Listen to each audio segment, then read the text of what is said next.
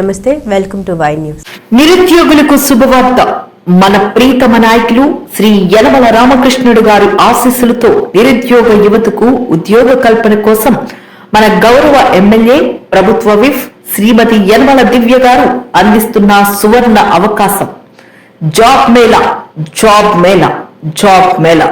త్వరపడండి. ఈ నెల 7వ తేదీన గర్ల్స్ హై స్కూల్లో ఏర్పాటు చేసిన జాబ్ మేళాకు హాజరు కావాల్సిందిగా కోరుచున్నాం. 1500 ఉద్యోగాల కల్పన లక్ష్యంగా నిర్వహిస్తున్న జాబ్ మేళాను సద్వినియోగం చేసుకోవాల్సిందిగా కోరుచున్నాం. డాక్టర్ బిఆర్ అంబేద్కర్ కోనసీమ జిల్లాలో ఉపాధ్యాయ దినోత్సవం ఘనంగా జరిగింది. దేశానికి తొలి ఉప రాష్ట్రపతి, రెండవ రాష్ట్రపతిగా నిలిచిన మహనీయుడు డాక్టర్ సర్వేపల్లి రాధాకృష్ణన్ జయంతి సందర్భంగా ఉపాధ్యాయ దినోత్సవాన్ని కొత్తపేట కాంతి భారతి హైస్కూల్లో ఘనంగా నిర్వహించారు. కాంతి భారతి హైస్కూల్లో డాక్టర్ సర్వేపల్లి రాధాకృష్ణన్ జయంతి సందర్భంగా ఉపాధ్యాయ దినోత్సవంలో కొత్తపేట ఎమ్మెల్యే బండారు సత్యనందరావు ముఖ్య అతిథిగా పాల్గొన్నారు. కాంతి భారతి విద్యా సంస్థల ప్రిన్సిపల్ తోట సత్యవాణి ఆధ్వర్యంలో విద్యార్థులు ఘన స్వాగతం పలికారు. సాంప్రదాయ కూచిపూడి నృత్య ప్రదర్శనతో స్వాగతం ప్రత్యేక ఆకర్షణగా నిలిచింది. ఈ సందర్భంగా ఎమ్మెల్యే బండారు మాట్లాడారు.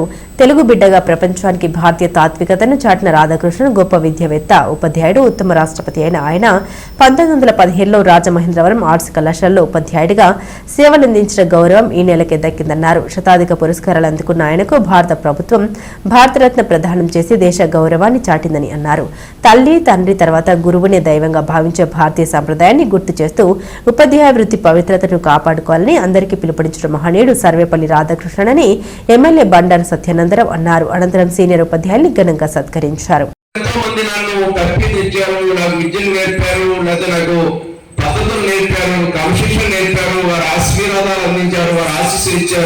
ఆ గురువుల యొక్క గొప్పతనమే 4 సార్లు శాసనసభ్యులుగా కొత్తపేట నియోజకవర్గంలో పనిచేస్తున్న ఆ గురువులందరికీ కూడా మొట్టమొదటిగా నేను ప్రణామం చేసి పాదాభివందనాలు ఈ సందర్భంగా తెలియజేసుకుంటూ ఉన్నా. ఆ గొప్పతనం ఫీల్ గుర్తు. నేను ఇంటర్మీడియట్ గా సివిల్ సర్వీసెస్ సుందర గారు ఉండేవారు. వారు కమ్యూనిటీ బాలలో నివాసం ఉండేవారు. నాకు అప్పుడు సైకిల్ ఉండేది, మోటార్ సైకిల్ ఉండేది. నేను 9వ తరగతిలోనే నాకు నాన్నగారు 9వ తరగతిలోనే నాకు స్కూటర్ కొనిచ్చారు. ఆ స్కూటర్ అడుగు ఉండేది కదా హై స్కూల్లో. చిన్నతనంలో ఉండగా సైకిల్ మీద వచ్చి సైకిల్ కట్టుకుని ఇంటి దగ్గర పెట్టేసి మళ్ళీ స్కూటర్ వేసుకొచ్చేవాడిని. అందరూ ట్రాన్స్ఫర్ వేసుకుని చక్కెరకి ఉంటాను. అటు స్కూటర్ అంటే తక్కువ, 1 ఉండే ఊరి. ఆ కాలంలో వస్తుంటే స్కూటర్ ఆపేవాడిని, దిగేవాడిని. మాస్టర్ ఎదురవుతున్నాడు సైకిల్ మీద బాగుంది స్కూటర్ మీద. ఆయన ఏం గుర్తించారు ఏంటో తెలియదు. రోజు క్లాస్ జరుగుతుంది. క్లాస్ మీలాంటి వాళ్ళు ఎమ్మెల్యే కావాలి అన్నాడు. నేను 9వ తరగతిలో లేదు, ఇంటర్మీడియట్ ఏంటి, అలా ఎమ్మెల్యే ఏంటో రాజకీయం ఏంటో నా భవిష్యత్తు ఏంటో నాకే ఇప్పటికీ అది ఊహించని మరి ఎత్తుగా ఉన్నప్పుడు ఆ నోటి వాక్ ఏంటో నాకు తెలియదు. ఆ నోటి వాక్ మరి ఫలితం ఏంటో అది రాజకీయంలో వస్తానని కూడా నేను అనుకోలేదు. ఇంటర్మీడియట్ నాకు అసలు ఒక విధమైన మెచ్యూరిటీ లేదు. అలా పరిస్థితులు ఏం గమనించారు ఏంటో తెలియదు. నీలాంటి ఎమ్మెల్యేగా కొత్తగా నియోజకవర్గం సేవ చేసిన మహాభాగ్యం ప్రజలు కల్పించారు. అంటే గురువుల యొక్క ఆశీర్వాదం కానీ మన నోటు వాక్యం లేక దాని గొప్పతనం ఏంటనేది ఈ సందర్భంగా నేను తెలియజేస్తాను. మరి అటువంటి సివిక్స్ చెప్పేవారు ఆయన. అటువంటి గురువు ఎప్పుడు మన శ్రేయస్సు కోరుకుంటారు. మన పిల్లలు వాళ్ళకి పిల్లలు ఎవరు ఉండరు. మన స్కూల్ పిల్లలే, వాళ్ళ క్లాస్ ఉన్న పిల్లలే వాళ్ళ సొంత పిల్లలు, వాళ్ళ కుటుంబం అదే పిల్లలతోటే. టీచర్ యొక్క మరి మిగతా ఏ ఉద్యోగులను ఏ శాఖలను రావాలనే పరిస్థితి మనం చూడాలి. ఇక్కడ వాళ్ళ గురువు యొక్క గొప్పతనం గురువుకే చెందింది. ఇక గురువులు కూడా ఆదర్శంగా ఉండాలి. ప్రస్తుతం కాలం మారింది, కంప్యూటర్ వచ్చాయి, హైటెక్ వచ్చింది, డిజిటలైజేషన్ అయింది. కంప్యూటరైజేషన్, డిజిటలైజేషన్, ఆర్టిఫిషియల్ ఇంటెలిజెన్స్, రకరకాల పోవటం వల్ల రకరకాలు వెళ్ళిపోతా ఉంది. ఎక్కడికెక్కడికి అప్డేట్ అయిపోతా ఉంది, డెవలప్ అయిపోతా ఉంది. మన చేతుల్లో లేని టెక్నాలజీని మనం అందుకోలేకుండా ఉన్నాం. టెక్నాలజీ మంచి చేస్తుంది, చెడు చేస్తుంది. ఆ టెక్నాలజీని కూడా ఈనాడు దాని అదుపులో నియంత్రించి పిల్లలను ముందుకు తీసుకెళ్ళడానికి మార్గదర్శనం ఎవరైనా ఆ బాధ్యత నుంచి ఎవరైనా అనుకుంటే తల్లి తండ్రి కంటే ముందుగా గురువుకే దక్కుతుంది. అందుకే గురువు కూడా ఆదర్శంగా ఉండాల్సిన అవసరం ఉంది. ఒక గురువు యొక్క ప్రభావం పిల్లల మీద చాలా బలంగా పడుతుంది. నా టీచరు, నా ఉపాధ్యాయుడు ఈ రకమైన ప్రవర్తనతో ఉన్నారు అంటే నేను కూడా అలా ఉండొచ్చు అనమాట, నేను కూడా అలా ప్రవర్తించవచ్చు అనమాట అనేది ఆ పిల్లవాళ్ళ మీద బలంగా పడుతుంది. ఒక తల్లి తండ్రి ప్రభావం ఏ విధంగా ఉంటుందో పిల్లవాళ్ళ మీద, అదే ప్రభావం గురువు యొక్క ఆయన యొక్క ప్రవర్తన వల్ల, ఆయన యొక్క ఆదర్శాల వల్ల, ఆయన యొక్క నడవడి వల్ల, ఆయన యాటిట్యూడ్ వల్ల దానిని మరి పిల్లలు విద్యార్థులు దాన్ని గమనంలోకి తీసుకునే అవకాశం ఉంటుంది.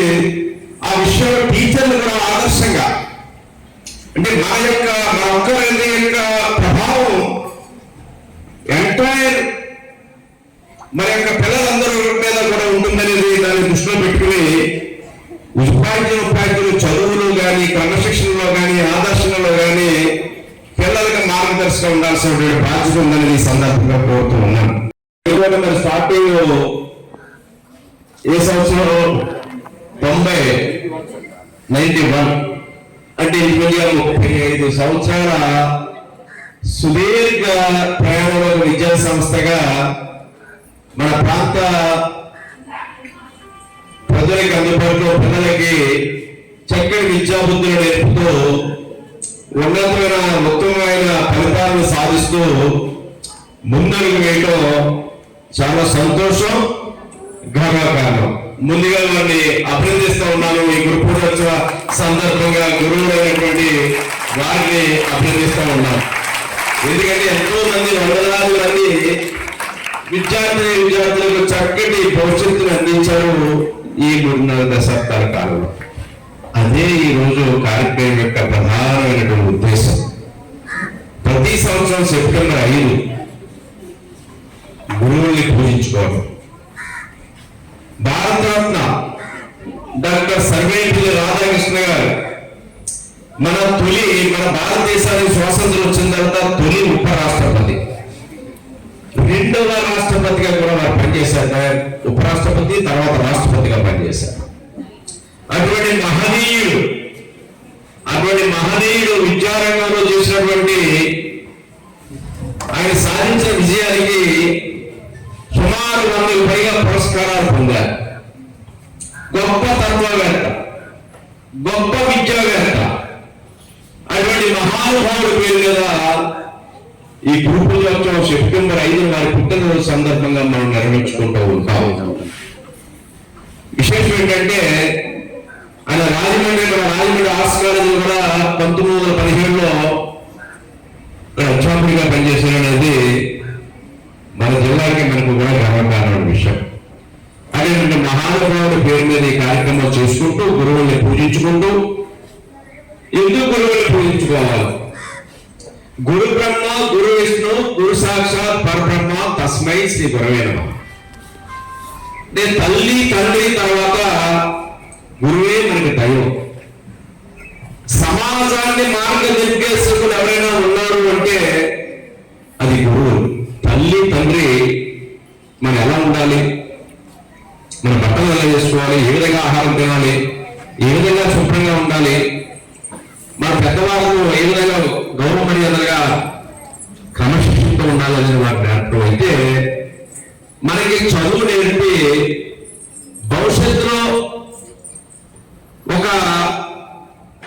ఏ విధంగా ఒక రాయిని సానపెడితే వజ్రంగా తయారవుతుందో ఈ విద్యార్థుల యొక్క భవిష్యత్తుని భావి భారత పౌరులుగా రాబోయే సమాజంలో ఈ చిన్నతరం నుంచి ఎల్కేజీ నుంచి హై స్కూల్ చదువులు, కాలేజీ చదువులు, వారు ఏ రంగంలో నిష్ణాతులుగా, ఏ రంగంలో ముందడుగు ఊహించి వారికి తర్ఫీదునిచ్చి వారికి చక్కటి విద్యని అందించి వారిని తీర్చిదిద్ది ఈ సమాజానికి ఉపయోగపడే ఉత్తమ పౌరులుగా వివిధ హోదాల్లో, వివిధ బాధ్యతల్లో కలెక్టరా, ఇంజనీరా, డాక్టరా, ఉద్యోగ, టీచరా, పైలట్టా, ఏదైనా కానివ్వండి, లేదా ఒక ప్రజాప్రతినిధిగా, లేదా ఒక పోలీస్ డిపార్ట్మెంట్ అధికార ఏదైనా కానివ్వండి, ఆ స్థాయిలో వారు రావడానికి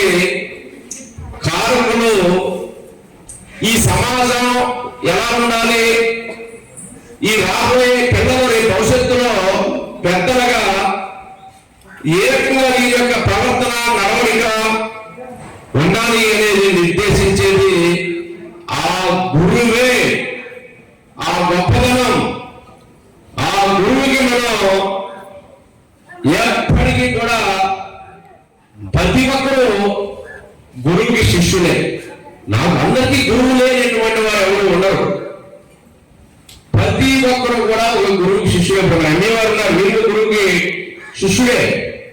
ఏ హోదాలో ఉన్నా మన ప్రధానమంత్రి గారు ఉన్నారు, ఆయన గురువుకి శిష్యుడే. ఆ విధంగా మరి అటువంటి గురువుకి ఈ సందర్భంగా మాకు ఈ రోజు నిరుద్యోగులకు శుభవార్త. మన ప్రీతమ నాయకులు శ్రీ యలమల రామకృష్ణుడు గారి ఆశీస్సులతో నిరుద్యోగ యువతకు ఉద్యోగ కల్పన కోసం మన గౌరవ ఎమ్మెల్యే ప్రభుత్వ విప్ శ్రీమతి యలమల దివ్య గారు అందిస్తున్న సువర్ణ అవకాశం. Job Mela, job Mela, job Mela. త్వరపడండి. ఈ నెల 7వ తేదీన గర్ల్స్ హై స్కూల్లో ఏర్పాటు చేసిన జాబ్ మేళాకు హాజరు కావాల్సిందిగా కోరుచున్నాం. 1500 ఉద్యోగాల కల్పన లక్ష్యంగా నిర్వహిస్తున్న జాబ్ మేళాను సద్వినియోగం చేసుకోవాల్సిందిగా కోరుచున్నాం.